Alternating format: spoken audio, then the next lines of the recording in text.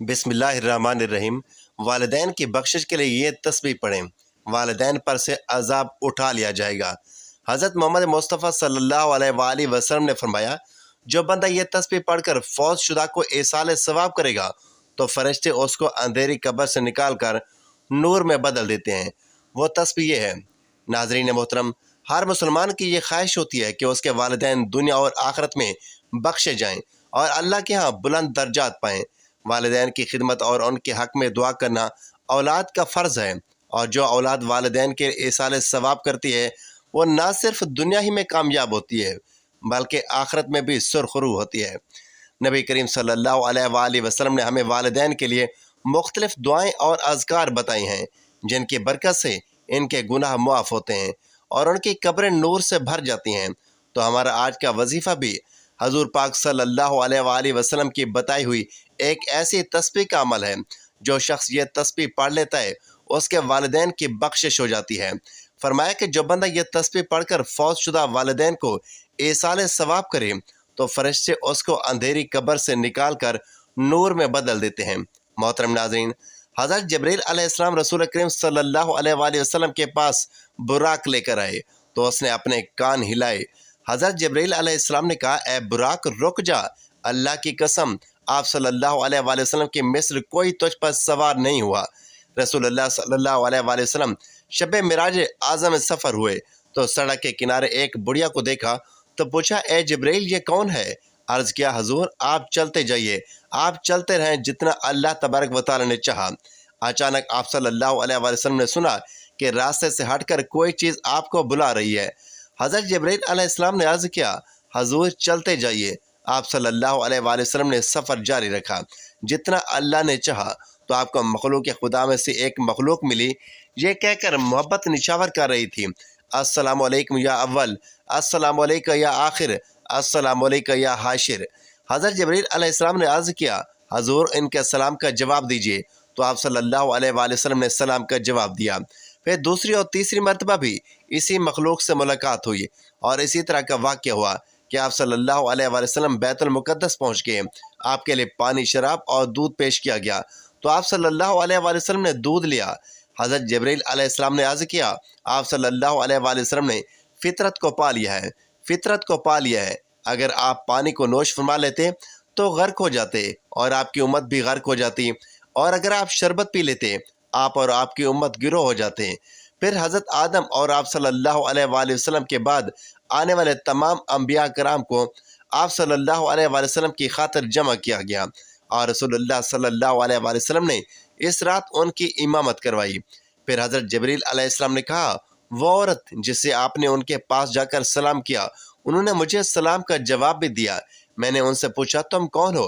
کہنے لگے، ہم خوب روح اور نیک سیرت ہیں اور ان نیکوکاروں کی بیوی ہیں جو پاکیزہ ہیں اور ان کا دامن آلود نہیں، جو ہمارے ہاں مقیم رہیں گے اور کبھی کچھ نہیں کریں گے اور جنہیں ہمیشہ ہمیشہ کی زندگی ملے گی اور وہ کبھی نہیں مریں گے۔ پھر میں وہاں سے چلا آیا۔ ابھی تھوڑی ہی دیر گزری تھی کہ بہت سے لوگ جمع ہونے شروع ہو گئے۔ مؤذن نے اذان کی اور تکبیر ہوئی۔ ہم سب امام کا انتظار کر رہے تھے کہ حضرت جبرائیل علیہ السلام نے میرا ہاتھ پکڑ کر مجھے آگے کر دیا۔ چنانچہ میں نے ان سب کی امامت کروائی۔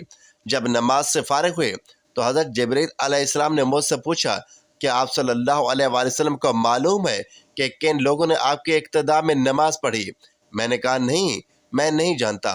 حضرت جبرائیل علیہ السلام کہنے لگے کہ آپ کے اقتداء میں ہر اس نبی نے نماز ادا کی جسے اللہ تعالیٰ نے مبعوث کیا۔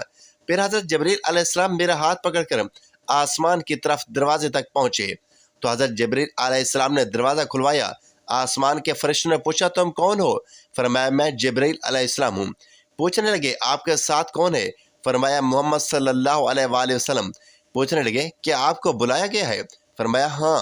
چنانچہ انہوں نے دروازہ کھول دیا اور کہنے لگے، ہم آپ کو اور آپ کے ساتھ آنے والے کو خوش آمدید کہتے ہیں۔ جب آسمان پر پہنچے تو وہاں حضرت آدم علیہ السلام سے ملاقات ہوئی۔ حضرت جبرائیل علیہ السلام نے کہا، اے محمد صلی اللہ علیہ وآلہ وسلم، آپ اپنے باپ آدم علیہ السلام کو سلام نہیں کریں گے؟ میں نے کہا، کیوں نہیں؟ چنانچہ میں آپ علیہ السلام کے پاس گیا اور انہیں سلام کیا۔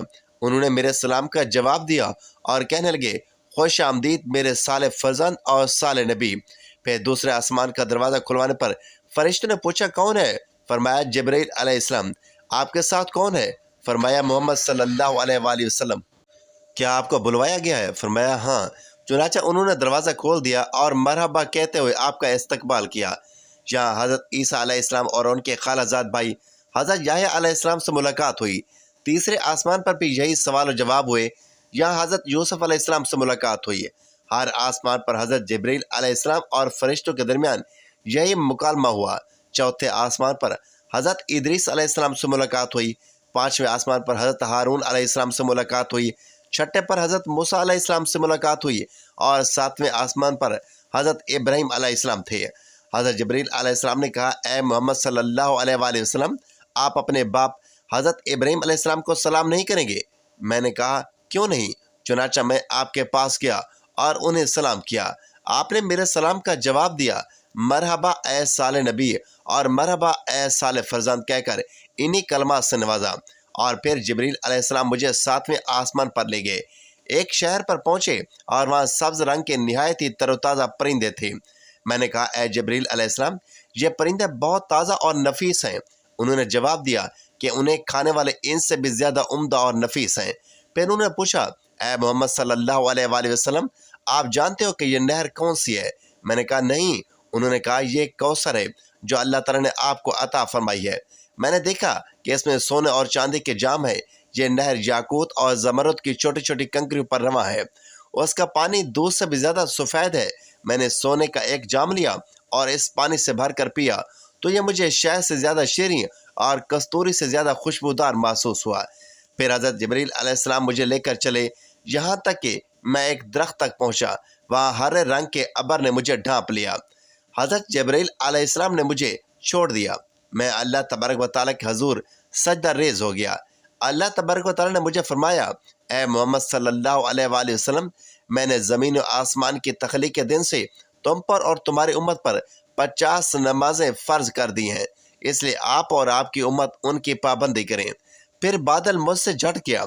حضرت جبرائیل علیہ السلام نے میرا ہاتھ پکڑا۔ میں تیزی سے چلتے ہوئے حضرت ابراہیم علیہ السلام کے پاس سے گزرا۔ انہوں نے مجھے کوئی بات نہ کہی۔ پھر موسیٰ علیہ السلام کے پاس آیا تو انہوں نے پوچھا اے محمد، کیا بنا کر آئے ہو؟ میں نے جواب دیا کہ میرے رب نے مجھ پر اور میری امت پر 50 نمازیں فرض کی ہیں۔ انہوں نے کہا کہ یہ نہ آپ کے بس کی بات ہے اور نہ ہی آپ صلی اللہ علیہ وآلہ وسلم کی امت کے۔ آپ رب تعالیٰ کے پاس جائیں اور کمی کا سوال کیجیے۔ چنانچہ میں تیزی سے لوٹ کر درخت کے پاس آیا تو مجھے ایک بادل نے ڈھانپ لیا۔ حضرت جبرائیل علیہ السلام مجھے چھوڑ کر آئے اور میں بارگاہ خداوندی میں سجدہ ریز ہو گیا۔ میں نے عرض کی اے میرے رب، تو نے مجھ پر اور میری امت پر 50 نمازیں فرض کی ہیں۔ اس کی نہ مجھ میں استطاعت ہے اور نہ ہی میری امت میں، لہذا تخفیف فرمائیے۔ اللہ تبارک و تعالیٰ نے فرمایا کہ میں نے 10 نمازوں پر تخفیف کر دی۔ پھر بادل مجھ سے جھٹ گیا اور حضرت جبرائیل علیہ السلام نے میرا ہاتھ تھام لیا۔ میں جلدی سے پلٹا۔ حضرت ابراہیم علیہ السلام کے پاس آیا تو انہوں نے مجھے کچھ نہ کہا۔ پھر حضرت موسیٰ علیہ السلام کے پاس آیا تو انہوں نے پوچھا یہ کیا ہوا؟ میں نے جواب دیا کہ میرے رب نے 10 کی کمی کر دی ہے۔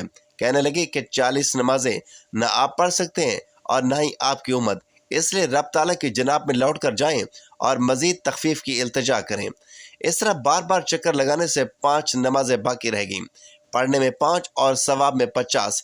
حضرت موسیٰ علیہ السلام نے تو مزید تخفیف کے حصول کے لیے کہا، لیکن میں نے جواب دیا کہ اب مجھے اللہ تعالیٰ سے حیا آتی ہے۔ پھر حضرت جبرائیل علیہ السلام مجھے لے کر نیچے اتر آئے۔ میں نے حضرت جبرائیل علیہ السلام سے پوچھا کہ میں جس آسمان پر گیا وہاں کے فرشتوں نے مجھے خوش آمدید کہا اور مسکراتے ہوئے میرا استقبال کیا۔ ایک فرشتے کو میں نے سلام کیا، اس نے میرے سلام کا جواب بھی دیا اور مجھے خوش آمدید بھی کہا، لیکن میری آمد پر مسکرایا نہیں۔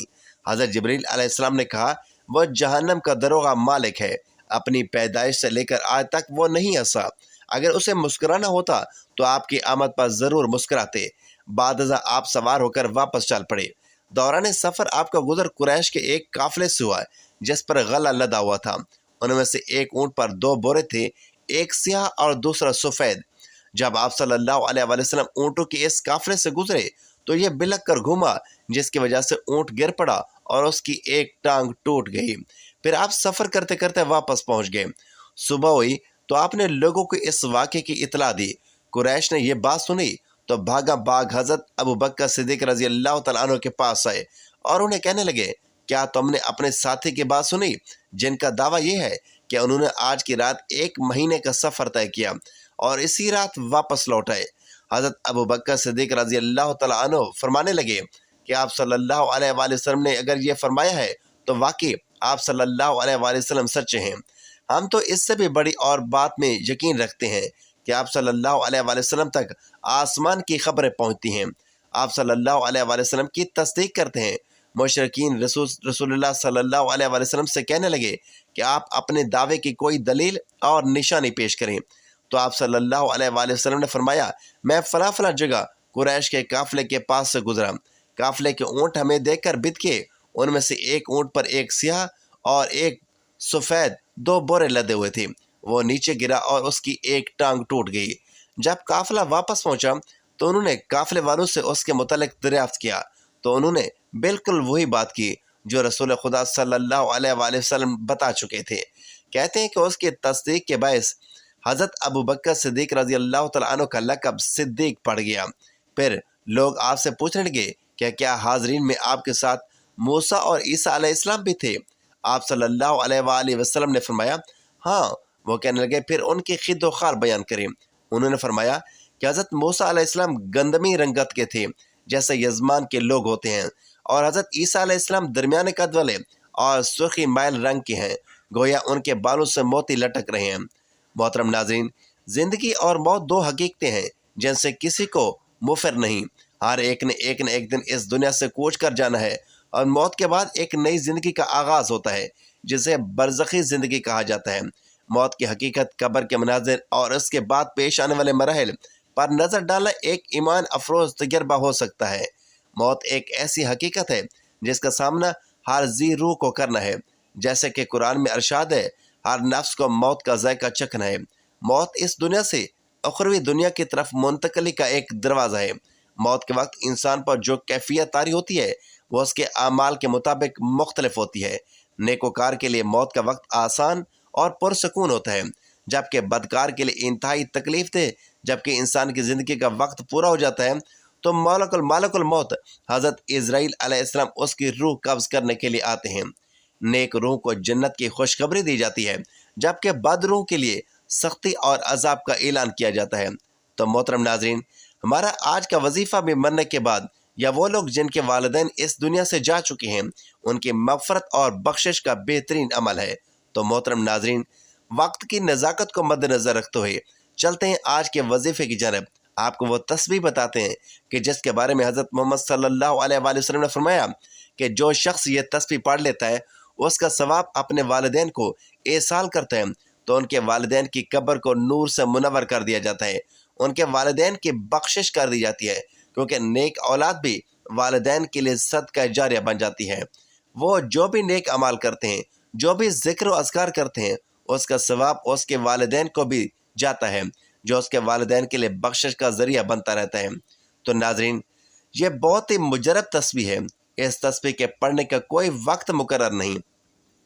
आपको जब जहाँ जैसे वक्त मिलता है आप इस तस्बीह को पढ़ सकते हैं। आप किसी नमाज के बाद पढ़ना चाहें तो इसको पढ़ सकते हैं, लेकिन इस तस्बीह को पढ़ने के लिए एक ही शर्त है कि आपने बावजू हालत में इसको पढ़ना है।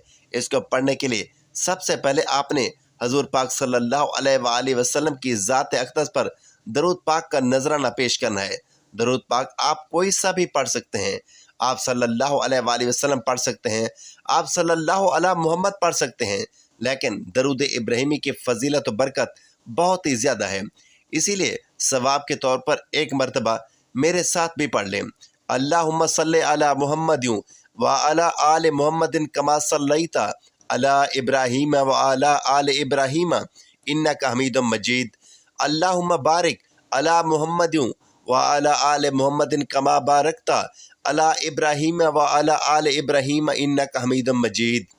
नाज़रीन, दरूद पाक पढ़ने के बाद आपने एक तस्बीह पकड़ लेनी है 100 दानों वाली, और इस तस्बीह पर आपने ये मुबारक कलमात पढ़ने शुरू कर देने हैं।